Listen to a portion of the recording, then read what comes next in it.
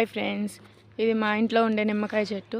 చూడండి, నిమ్మకాయ చెట్టు. ఇది కొమ్మ మొత్తం వంగిపోయింది అనమాట. చూడండి, ఈ కొమ్మ మొత్తం వంగిపోయింది. చూడండి ఎలా వంగిపోయిందో. కొమ్మ మొత్తం వంగిపోయింది.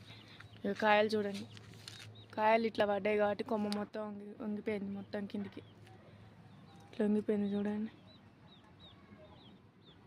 బాగా కాస్తాయి అన్నమాట నిమ్మకాయలు, చాలా పెద్దగా అవుతాయి. మా ఇంట్లో ఉండే నిమ్మ చెట్టు అన్నమాట ఇది. చూడండి,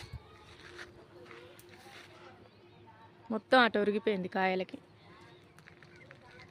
బాగున్నాయని అటు ఒరిగిపోయింది నిమ్మ చెట్టు కింద. చూడండి ఎట్లా ఒరిగిపోయిందో.